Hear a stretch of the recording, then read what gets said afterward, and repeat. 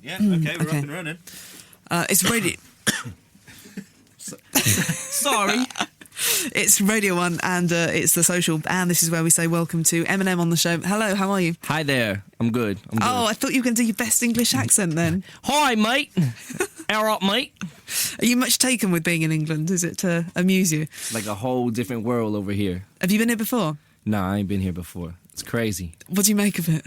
It's crazy. It's like a whole different world. The steering wheels, you drive on the wrong side of your car. You drive on the wrong side of the road.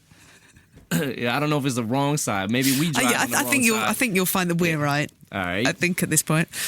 What were you expecting then? Do you kind of, as an American, have this kind of a stereotypical image of what would be like bowler hats and, you know, very posh? Nah, I really didn't think about it. I just came over here. I knew it was going to be a little bit different. It's not a lot different. It's kind of like the buildings are a little bit more pointy. Pointy. You know? Pointy buildings. Our buildings are flat. Yeah, like on and top. low. Yeah, and low. These buildings are high and pointy. What do you like? What have you discovered that you like? What about the food here? The food is different. I thought you said disgusting then. Yeah. Is it? I don't like it. What do you normally eat? They put grass on my. I had a sandwich today. They put grass on it instead of lettuce. They do that here. Like it's ridiculous. Someone went in the backyard and just grabbed a handful of grass and threw it on my sandwich. Did you eat it? No, I didn't. What do you normally eat? What do I normally eat? Chicken, fish, stuff like that. I think we do that somewhere. I did get some regular fish and chips though the other night. I liked it. Fish and chips. We're good at fish and chips. Did you have mushy peas with it as well? The peas that are all... No. You've not heard of mushy peas? Nah. What's that? Mushy peas, where they kind of mash them all together and it's kind of like gooey and it's mush peas. I don't think I'll be trying that. I think you should. Can I just ask you a few questions? We have this questionnaire that we do with people and then we'll talk about the music in just a bit. We'll play the record. All right. So, can you cook? Talking about food. Can I cook? I can cook a little bit. What do you cook? I used to have a cooking job. Did you? I used to work as a cook, yeah. But it was like a short order cook, like chicken and pizza and stuff like that. I can cook toast. Okay, so you can open a box with a pizza inside. You can take the pizza out and put that under the grill. Yeah. And you can put bread in a toaster. Yeah. Oh, that's about my level. That's what I can do. And I make some mean cereal. Yeah. Milk and all that. Let me think. What makes you laugh? What comedians do you like? Who do you like? TV shows? What makes me laugh? South Park. Oh, really? Bill Clinton makes me laugh, too. I like Bill Clinton. You're a fan? Yeah, I'm a fan of Bill Clinton. Marilyn Manson? Nah. I'm not a fan. I respect him for what he does, but I'm not a fan of Marilyn. Have you ever met him? Nah. Would you want to? No. What? If I met him, I would meet him. I'd probably smack him, but... Why? What do you not like about him? I've interviewed him. Strange. Nah, I'm playing. I wouldn't slap Marilyn. He'd probably cry. He probably would, actually. Yeah, he probably would cry. I don't want to go that route. Okay, and favourite character in South Park? Hey! Damn it! Hey, I'm not fat. I'm just big bone. Okay? Cartman by far. That's everybody's favorite character on South Park. Yeah. The music is... Yeah. Yeah. Yeah. What do you think of the music that they've done? I think the music's quite good as well. What? The South Park music. The South Park... Oh, I love it. It's great. It's good. Favourite shop? My favourite what? Shop. What kind of places? My favourite shop. I don't know. You talking about back in the States? Yeah. Back in the States? I don't know. Lingerie stores. Have you been to Agent Provocateur? What's that? It's a top lingerie shop here in London. You should ask someone to take you. Okay, I need to get my road manager some lingerie. He needs some. Is that your road manager you've got with you here? That's your manager? My manager and road manager. Okay, take him to Agent Provocateur. I'm sure the pair of you will find something. What were you good at school when you went to school when you were a kid? What was I into? What were you good at? Gym. Yeah? What particular things? That's it. Basketball. That's it.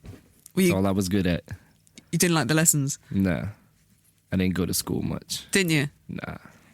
Nope. You dropped out? Yes, I did. Favourite TV show when you were a child? I think Batman. Batman was probably my favorite TV show. Were you into comics at all? Yeah, I used to be real heavy into comics. I used to be heavy into comics and like drawing too. I used to like to draw a lot. Can you do that? I used to make up my own comics. Yeah, I was good. I was good at it. until I found rap, you know. Yeah. So what were your comics like? What were my comics like? Yeah. Who was the heroes? Very graphic. I used to make up my own villains and my own heroes, but the heroes would always die. Of course. Hey, you and Marilyn Manson. You're like that. You think so? Oh, yeah. That's my brother. No, but It's my mother. Can you think of what your characters were called? Were there any stars in your comics? Oh. Just putting you on the spot. That's going back. Too far? Nah, I can't remember any names. I used to always make them real big and evil looking, though. I thought you might. Horns coming out of their heads and stuff, you know. I thought so. Tails and pitchforks. Did you do any other sport apart from basketball? Did you, sorry, I think that was someone else. It wasn't supposed to be just at all. She just pressed the wrong button. Did you ever do skateboarding or anything like that? Nah, I used to try. I wasn't good at it. Oh, really? I wasn't good at skating. I had like cousins and stuff that were good at it. I could never do it. I suppose you try it once or twice, and if you fall off, then you don't do it again because it's just too embarrassing. I used to have a skateboard, but after I tried it like a few times and I couldn't do it, I just gave it up. Do you believe tired of skateboard. Do you believe in aliens, alien abduction? I am one. Worst habit? Worst habit? Farting and burping. Can we say that? You can say that. That's Okay. fine. That's fine. I can say anything I want to. Do you have a partner? Do I have a partner? A partner, a girlfriend Oh, or boyfriend? that's what you call them? Partners. Oh, okay. Well, if you don't know whether it's a girlfriend or a boyfriend, you say partner. Nah, I don't. I don't. Okay. I just wondered what they'd say was your worst habit. Huh? I wondered what they'd say was your worst habit. What they would say? Yeah, they'd Probably say the same farting and thing. burping. Yeah, and cussing. If you didn't do rapping, if you weren't a rapper, what would you do? I'd probably be sleeping on the street somewhere. I probably You- really would. what, in reality? I really am not lying. I probably would. That's the thing that's kind of been your salvation then? Yeah, definitely. Definitely. Dr. Dre saved my life. Okay, we'll play a record and then we'll talk more after this, okay? You sure you want to do that? What, play a record? Yeah. I think so. All right. Is that okay by you? All right. It's all right. I'm Robin Leach, and I don't know why. It's Radio 1, it's The Social, and we've got Eminem with us. That was your single that we just heard, because we will have heard it. Because we can do things like that on the radio. We're gonna do that Okay. again. It's Radio 1, and Eminem's our guest today. You've just heard the single. You were talking earlier on about Dr. Dre. Tell us about the circumstances, how you came across him, or he came across you, really. I was just a local rapper back in my city, in Detroit, and I started getting to a lot of rap competitions. And one year I was at one, it was called the Rap Olympics back in '97. And I gave my tape to some kids at Interscope Records, and they gave it to Jimmy Iovine. Jimmy Iovine took it to Dre. Dre heard it, he liked it, wanted to sign me. And I was in town like 2 days later after he had heard the tape, and Dre wanted to sign me, and then we just hooked up. Yeah. Did you get a call to say that Dre wanted to sign you? Can you remember the phone call? Or? Yeah, I remember the phone call. I didn't get the phone call. My producers that I was with got the phone call, but they called me over in the next room to tell me. And what was your reaction? My reaction? I can't say it on the air. We've had to cussing again. Bleep, bleep, bleep. Were you kind of scared a bit, or just couldn't believe it? Not really to meet him. When I first met him, it was real awkward. I wasn't sure like how to act around him. You know, I kind of played the quiet role. Did you say I was nothing? Like, what up, and then... Dre? I was like, what up, Dre? And that's probably like all I said to him the whole meeting. You know. Then if the second time I seen him, we was at his house at the studio. You know, and we was recording. So it was kind of like a nervous feeling. It was like butterflies, but anxiousness at the same time to show him what I could do. You know. Do you think he realised that? Is he is he a nice bloke? He's Dre. For someone to be at Dre's status and not have his head in the clouds is amazing to me. You know, Dre is like he's real down to earth. He's real easy to work with. You know, but I don't like him. Of course. Right. Are you still in awe of him? Still? Am I still in awe? Or can you be yourself with him now? I'm still even though I know Dre and it's like now we got a friendship now, I'm still a fan of Dre. I still admire him for what he does, you know. Dre is incredible to me, an incredible producer. Has he looked after you as well as being a good producer, on a personal basis? Because you said definitely. You said earlier on that you'd probably be in the streets if it wasn't for you rapping. Has he kind of taken care of you? Yeah, he's taking care of me. The label's taking care of me. I'm good now. I'm good, you know. Yeah. But like I said, me and Dre got more of a friendship than anything. You know, it ain't just business. You know, there's a friendship there too. Yeah, you go around his house and hang out. Yeah. Does he come around yours? What's your house like? What's my house like? Yeah. I don't have a house right now. Don't you? Is it hotels all the way? Yeah, it's hotels like everywhere I go. I'm everywhere. I'm not like one place stable where I can just stay somewhere. Yeah. You know. Do you like that? Do you like living in hotels? Do I like living in hotels? Yeah. It's cool. It's cool. I can't never do laundry. I just pile up clothes so they get dirty, and then when I leave, I just leave them in the hotel room. That's a good system. A very good system. It is a good system. It's a lazy system. What has Dre done for you with in terms of your rapping? Was it difficult initially as a white rapper for people to take you seriously?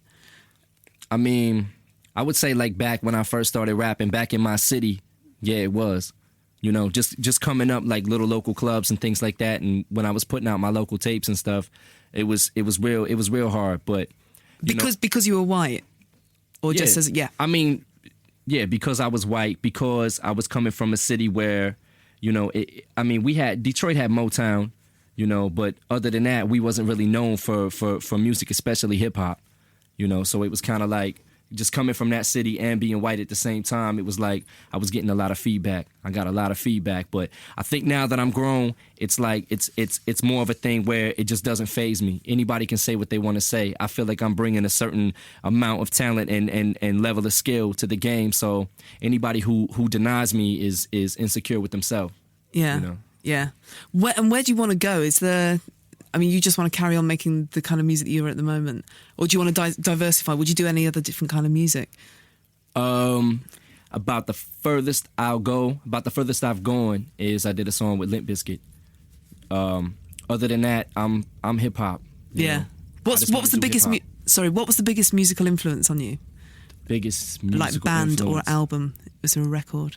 I don't know. I had a lot of them. I can't really say just one. Okay, what kind of time stuff? periods, like LL Cool J, you know, when I was little, and then as I started, you know, when I became a teenager and started getting into more like, I don't know, Third Base was out there, and Big Daddy Kane, Naughty by Nature came along. I had a lot of different influences just growing up. Yeah. And just you know, learning how to rap and stuff. When I first started rapping, I used to sound like a lot of other rappers. I used to write rhymes that would sound just like another rapper, you know, like just like LL or just like Nas or just like, you know, Big Daddy Kane. A lot of my stuff started sounding similar. So how did you develop your own style then? Because you've got a very distinctive style. Just, I would say just practicing and just growing up on it and just doing it. I started separating. I started like not listening to hip hop so much. I started like, you know, closing myself in and everything around me, just shutting it out so that I would stop sounding like other rappers so I could develop my own style. Yeah. You know? It must be difficult to be confident to know that you're doing it right and that it's good stuff that you're doing, because you might be sort of rapping and thinking, is this embarrassing? Am I being really bad here? Does that happen? Nah. I'm confident enough to know that you know, that what I'm doing is the right thing, you know. Yeah. I'm confident enough I just been doing it a long time. Yeah. The lyrics that you come up with cause a lot of, or people kind of get outraged. What would you say to people who get in a state about the stuff that you say? Can I say that on the air? Yeah, sure. No, I can't. No, I can't. But what do you think? I would give what them is the their middle problem? finger. Are they just not getting it right? Not getting you? A lot of people, I don't know. It's like now I've noticed that there's no in between. It's like people either love it or they hate it. There's no in between. There's no it's all right, it's kind of cool. It's like they love it or they hate it. Yeah. So to the people that hate it, I guess they just don't get it, or they're a little bit too uptight. If you're uptight, you're probably not gonna like my stuff. I say a lot of my album, I feel like it's real political. You know, it's very political, and people ain't ready for somebody to come out and just speak the truth and say a lot of things that other rappers, other artists are scared to say. What are you saying for people that haven't heard the album? A lot of people that listen to this show won't be familiar with your album. Where's it coming from? Where's it coming from? What are you talking about? Left field.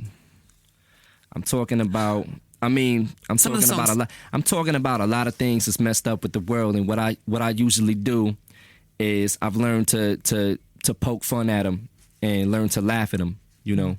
Because if you're then you're gonna be an uptight person that hates my album, you know. So I gotta laugh. If I don't laugh, nobody else is going to. Yeah. You know? So basically, you have to have a sense of humour and get the humour in the album. Yes, you do. Okay. An extremely sick, warped sense of humor. to get my album. Okay. Where did the warpness come from? Was it kind of your life experience, or is it just the way your head's developed, or the way you were born? Both, all three.